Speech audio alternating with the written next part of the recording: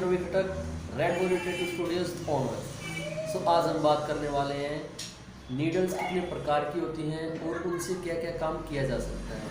बहुत सारे जो बिगिनर टैटू आर्टिस्ट हैं उनको ये पता ही नहीं है कि कौन सी नीडल कहाँ पे यूज़ करने का होता है या कौन सी नीडल का क्या काम होता है और कितने प्रकार की नीडल्स होती हैं और कौन कौन सी नीडल किस तरह से काम करती है और किस तरीके से उनको काम में लिया जा सकता है। तो आज टॉपिक इसी बात पे होने वाला है कि सिर्फ आपको नीडल्स के बारे में जानकारी दी जाएगी।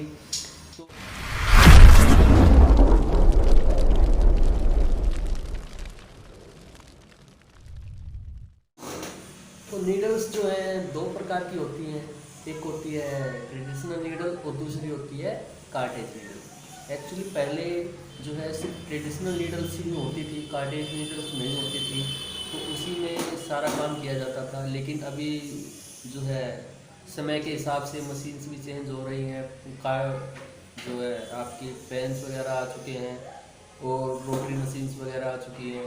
पहले कोयल मशीन्स थी, तो जो ट्रेडिशनल जो नीडल्स होती हैं वो कोयल मशीन्स के लिए पहले आई थी। फिर उसमें जो है कार्टेज जो नीडल्स हैं वो ज़्यादातर यूज जो है हम उसको कोयल मशीन में नहीं कर पाते हैं। कार्टेज नीडल्स को वो पेन में या आपके रोटरी मशीन्स में ज़्यादा यूज होती है। तो इनके डिफरेंस मैं आपको आगे बताता हूँ। तो पहले हम जान लेते हैं कि जो ट्रेडिशनल नीडल होती है उसका क्या क्या काम होता है। एक्चुअली होती दोनों सेम ही है, लेकिन उनका जो साइज़ आपको दिख ही रहा होगा इस वीडियो में कि इन दोनों का साइज़ में क्या फ़र्क आता है। जो कार्टेज नीडल होती है वो स्मॉल साइज़ में छोटे पैक में आती है और जो ट्रेडिशनल नीडल है वो आपके थोड़ी लंबी हुक वाली एक और लुक देता है। ऐसा नहीं है कि भाई ट्रेडिशनल नीडल बेकार है और कार्टेज नीडल अच्छी है, वो दोनों नीडल ही अच्छी है। लेकिन फ़र्क सिर्फ इतना होता है कि जो ट्रेडिशनल नीडल्स होती हैं उनको आप जब मशीन्स में सेट करते हो तो बार बार उसको निकालना पड़ता है, मशीन का जो सेटअप है वो बिगड़ता है और उसको दोबारा सेट करने में जो टाइम लगता है, तो उससे अच्छा फिर जो बंदा यही सोचता है कि भाई कार्टेज नीडल यूज़ करते हैं। प्लग एंड प्ले होती है वो, उसमें आप कुछ ही सेकंड्स में अपनी मशीन्स में इंस्टॉल कर सकते हो और आसानी से उसे काम में ले सकते हो। तो सबसे पहले हम जो है ट्रेडिशनल नीडल और ये कार्टेज नीडल का तो आपको फ़र्क पता ही चल गया और सारी की सारी जो नीडल्स हैं उनमें सेम क्वालिटी आपको मिलती है। तो अभी हम बात करते हैं जो है आरएल से स्टार्ट करते हैं, जो लाइनिंग के लिए यूज़ की जाती है, जैसे कि 3RL, 5RL, 1RL, 7RL, 9RL, ये इंच कंपोनेंट में पाई जाती हैं। तो उसमें आप अगर उसके पैकेज पे आप ध्यान से देखोगे तो जिस पे RL लिखा होता है तो वो लाइनिंग के लिए होती है। R मतलब राउंड, तो L मतलब लाइन। तो उसमें जितने भी जैसे 5RL लिखा हुआ है तो उसमें जो 5RL है तो यानी कि 5 पिन्स होती हैं RL राउंड लाइन, यानी कि राउंडिंग लाइन में 5RL यानी 5 पिनों वाली जो नीडल्स है उनमें RL यूज़ किया जाता है। तो जैसे अभी 1RL से लेके ये इनका जो अब शेडर में बात करते हैं तो शेडर में जो है 3 टाइप की नीडल्स आती हैं। RS हो गया, राउंड शेडर हो गया, मैग्नम हो गया और फ्लैट हो गया। फ्लैट में आपको जो नीडल्स अभी यहाँ पे शो हो रही है वो फ्लैट की तरह दिखती है और ये इससे इधर जो आपको शो हो रही है वो मैग्नम होती है। मैग्नम भी दो प्रकार की होती हैं, M1, M2।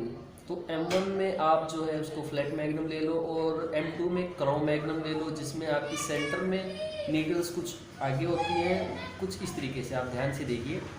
तो ये मैग्नम 2 है, तो क्रो मैग्नम इसको बोलते हैं। इसका जो यूज़ हम आपको अभी बता देते हैं। तकरीबन इतनी तरह की जो है नीडल्स मार्केट में अवेलेबल है। तो अभी हम जो है लाइनिंग के बारे में मैंने आपको बता दिया है, तो अभी शेडिंग के बारे में हम आपको प्रॉपर देते हैं।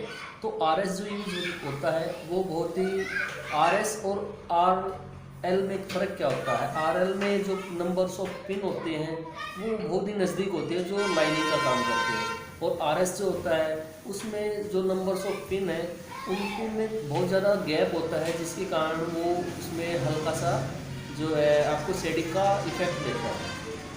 तो ये तो हो गए आपके। इसमें जो RS होता है वो डिटेलिंग के लिए या हल्का सा जो है शेड देने के लिए इसमें काम किया जाता है। इसका जो काम होता है तकरीबन पोर्ट्रेट वगैरह में या आपको जो है 3D लुक देने में इसका हल्का सा यूज किया जाता है।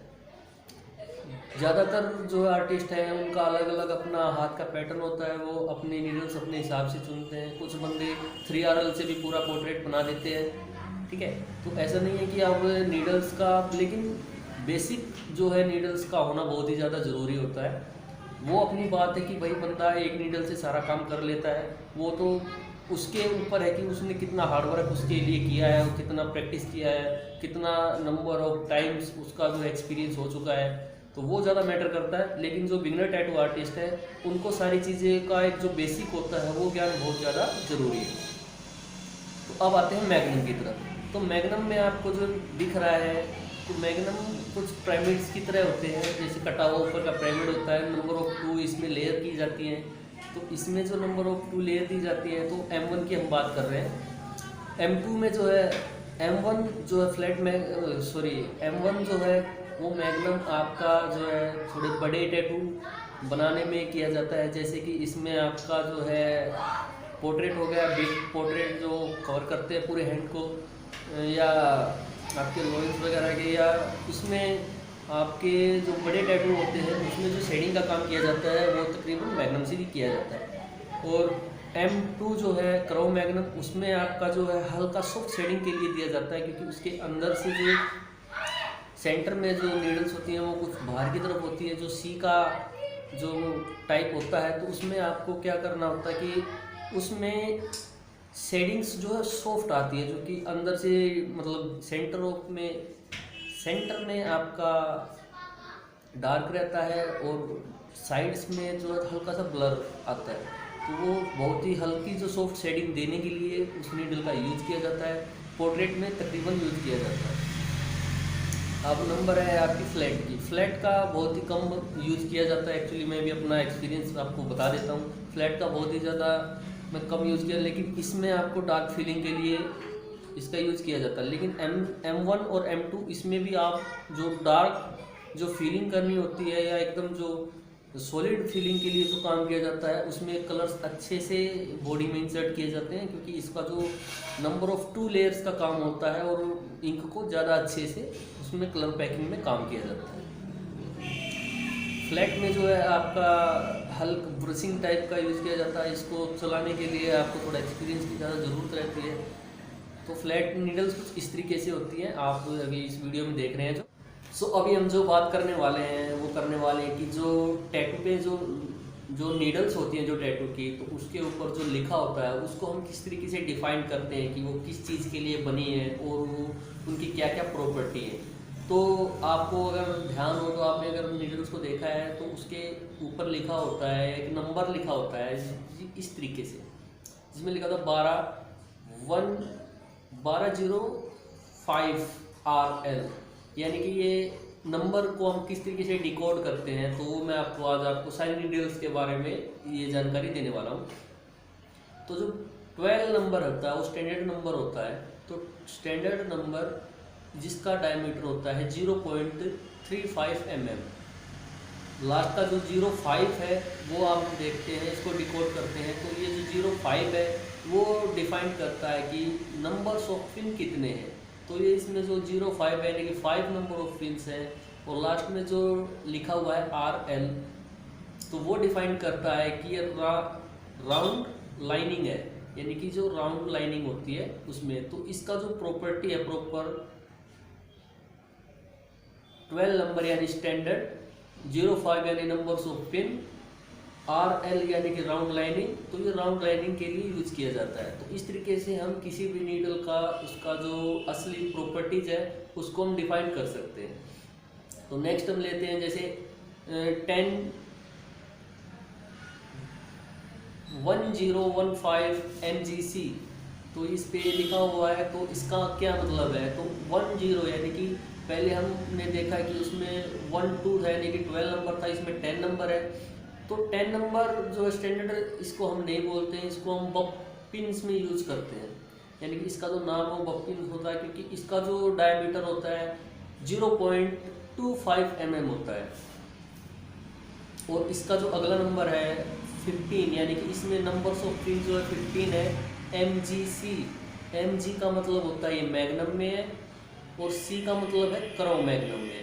तो तो इस तरीके से हम इसकी जो प्रॉपर्टी है उसको हम चेक कर पाते हैं। इसका जो यूज़ होता है वो कलर पैकिंग के लिए होता है, आपके जो पोर्ट्रेट्स होते हैं उनमें यूज़ किया जाता है, डार्क फीलिंग के लिए यूज़ किया जाता है। वो डिपेंड करता है कि टैटू आर्टिस्ट किस तरीके से इसको यूज़ करता है। हर एक टैटू आर्टिस्ट का अपना एक अलग मेथड होता है यूज़ करने का, उसकी जो प्रैक्टिस है उसके ऊपर डिपेंड करता है कि वो कहाँ पे उसको यूज़ करता है। लेकिन जो मोस्टली जो काम किया जाता है तो वो उसमें डार्क फीलिंग के लिए, सॉफ्ट शेडिंग के लिए करा हुआ है, क्योंकि इसमें सेंटर में जो पिंस होती हैं वो हल्की सी बाहर होती है, सी टाइप में इसका जो है स्ट्रक्चर होता है। तो ये सेंटर में जो है थोड़ा सा डार्क फील करती है और साइड में थोड़ा सा लाइट फील करती है। इस तरीके से इसमें सॉफ्ट शेडिंग करना बहुत ही ईजी हो जाता है। ओके, तो नेक्स्ट नंबर हम जो लेते हैं वो है 12mg, यानी कि ये स्टैंडर्ड नीडल है। mg का मतलब है मैग्नम है, और ये इसमें 15 नंबर्स जो डला हुआ है तो इसमें 15 जो है नंबर्स ऑफ पिन है। तो ये एक नॉर्मल मैग्नम है। जो M1 मैंने आपको पहले बोला था, M1 और M2, तो M1 जो है नॉर्मल मैग्नम है, M2 यानी कि क्राउ मैग्नम है। तो इसमें जो है 12 नंबर और स्टैंडर्ड नंबर है, जिसका डायमीटर है 0.35 mm, और इसका जो नंबर है 15, तो ये नंबर्स ऑफ पिन को दर्शाता है। और mg का मतलब होता है मैग्नम है, जो कि पिरामिड का कटा हुआ जो है, पिरामिड की तरह जो दिखती है, उसके ऊपर दो मतलब लेयर जो शो होती है इस तरीके से कुछ। तो उम्मीद है आपको ये वीडियो पसंद आई होगी। अगर ये वीडियो पसंद आए तो लाइक और सब्सक्राइब जरूर करें, और वीडियो को हमेशा शेयर जरूर करें, क्योंकि उन बंदों को जरूर इस वीडियो को जिसको ज़रूरत है उस तक उसको पहुंचाने का काम जरूर करें। अपने पास तक नॉलेज न रखें, हमेशा दूसरों को बांटते रहें। आपने ये बात तो सुनी होगी कि भाई जो ज्ञान है वो बांटने से ही बढ़ता है, अपने पास रखने से नहीं बढ़ता है। तो hope you like this video.